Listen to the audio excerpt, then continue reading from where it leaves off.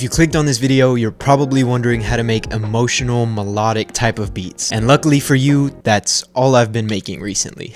So with that being said, stick around to the end of this video. I'm going to be breaking down this beat that I made, giving you guys tips and tricks on how to make beats that sound just like this.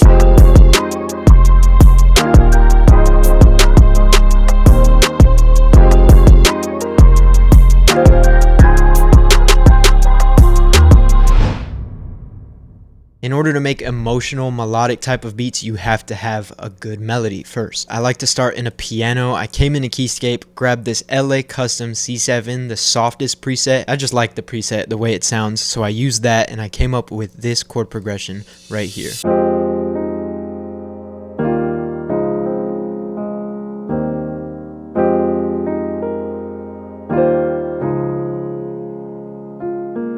So that right there is obviously sounding very emotional and sad already. The chord progression I went with, we started in F minor. I like F minor, F sharp minor, D sharp minor. Those are some good like emotional type of keys, but I'm in F minor for this one, and I started on the 1, went down to the 7, went down to the 6, and then back up to the 7. It just kind of gives that descending chord progression, and then bringing it back up for the second half, back to the 1, again to the 7, and then staying down here on the 6 for the last 2 bars of this 8-bar phrase. Adding this G on top of an F minor triad makes it a 9th, so this is a minor 9th chord right here. Same thing with these two chords, adding this F on top of this D sharp major chord and this D sharp note on top of this C sharp major chord makes them 9ths as well.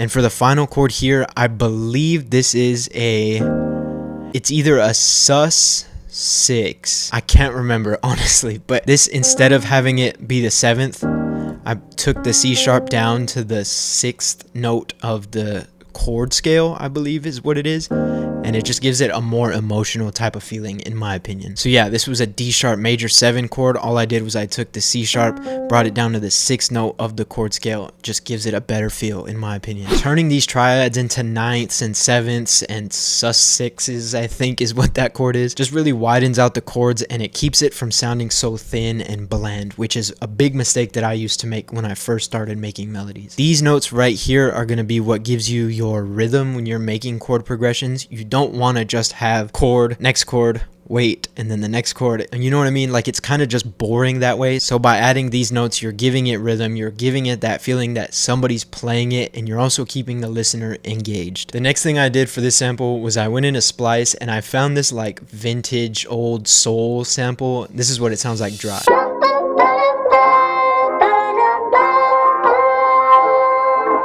I really like the vocals in this sample, but the other instruments were kind of clashing with what I had going on in the piano. So what I did was I clicked on this thing in the top left on the audio sample, extract stems from sample. If you're in FL Studio, we have a built-in stem separator. It's honestly the greatest thing ever. I just selected only vocals right here and then I hit extract and it gave me this.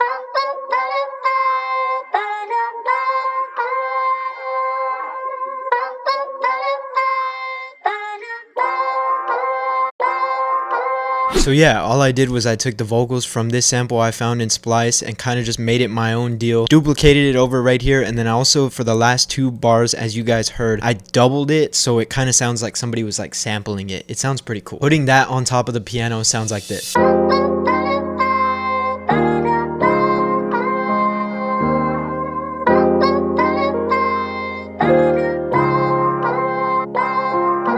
That's already sounding really good, but where most people go wrong and where I used to go wrong in the past is thinking that that was it. That's all I needed right there for the entire beat. But what I didn't used to think about was having to structure out these beats and how repetitive it was gonna get. I always struggled with creating variation in my beats because I only had like 2 or 3 sounds in the melody. So my next tip to you guys is just to add more melodic elements into your samples, and that's exactly what we did with this bell.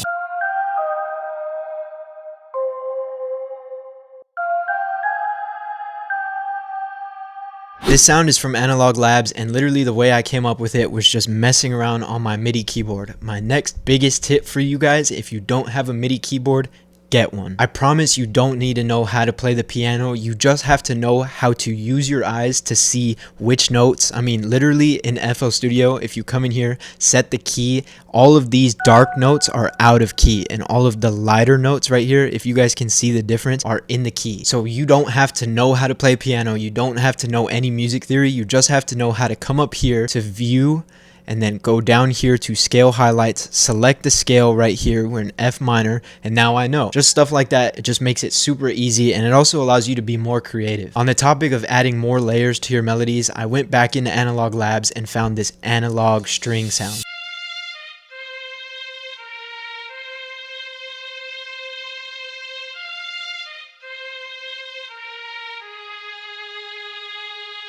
Just by adding those two sounds right there, I gave myself so many options for when I'm arranging this later on to create different sections by taking those sounds out or adding them back in when I see necessary. This is what it's sounding like now.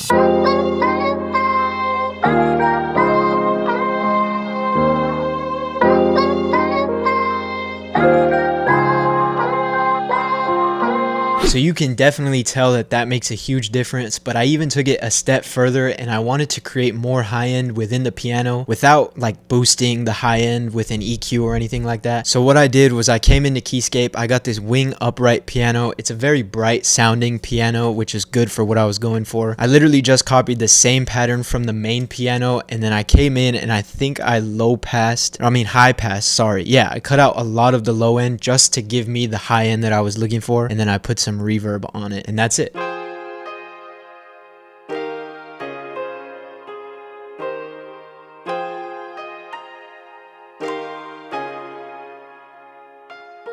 And adding back the main piano underneath that gives us this.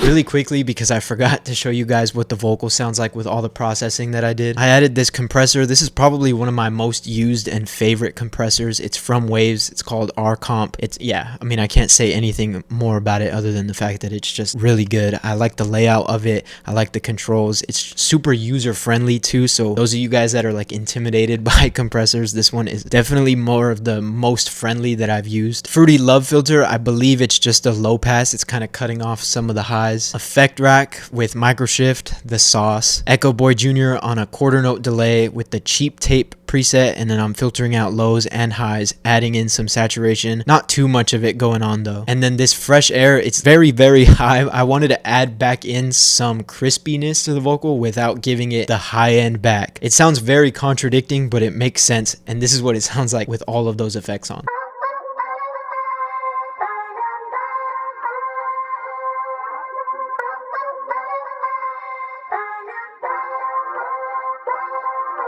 And then of course I went back into Analog Labs, got a synth bass to fill up the low end, and it's just following the roots of the chords. For those of y'all that don't know, when I say the roots of the chords, it's just the very bottom note of each chord. So we've got the 1, the 7, the 6, the 7 again, and then the 1, the 7, and the 6, just like in the piano. So by adding all of those sounds together, it's already a night and day difference from when I just had the piano in the vocal to now what we have with this.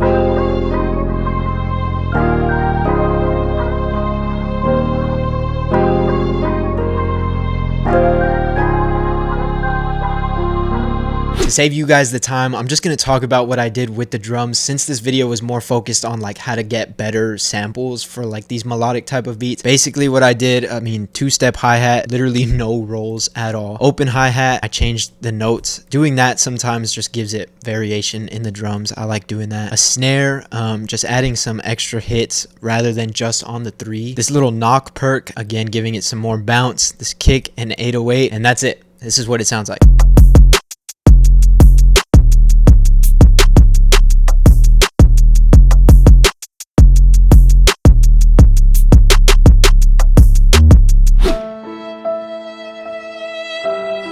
So what I did for the intro is I went with just the piano and vocal. What I was talking about, how it sounded very empty earlier, which is good because you don't want to show everything you've got in the intro. You kind of want to save it for the drop. It just creates more anticipation and it's exciting when you hear all of those sounds, which is how the chorus is supposed to be. Then I went into splice. I found this background noise from a party and it kind of just gives the beat a vibe. I'll play it for you guys, try to turn it up, see if you can hear it.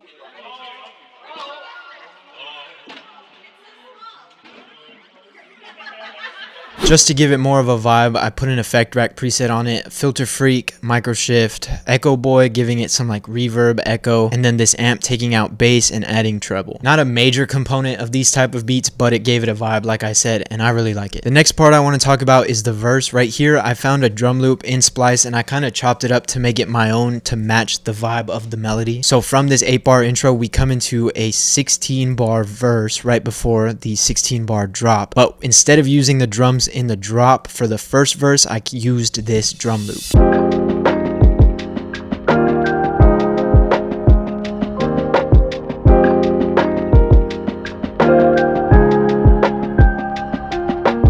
For the effects on that, again, another one of my effect rack presets, decapitator giving it some distortion, grittiness, filter freak cutting out some of the highs, and just a little bit of micro shift. I like throwing micro shift on the drums. It gives it that, if you do it right, it gives it that little bit of width that I like the drums to have. Personally, it's just a taste thing, but I thought that was a super cool way to open up the beat. Again, going back to like the whole not showing all of your cards right at the beginning, I didn't want to show the drums until the beat dropped, and I think it works perfectly. For the second verse, we went against that a little bit. We just kept the drums in from the drop because the listener already heard the drums in the drop. And then for the pre-chorus right here, I've introduced the drum loop back in with the background noise, and then the drop again, and then the outro was majority of the sample except for the string sound right here, and the drum loop is back in again just to finish it all out. That right there is how I make these emotional melodic type of beats. If you learned something from this video, go let me know down in the comments, drop a thumbs up on this video and subscribe for more.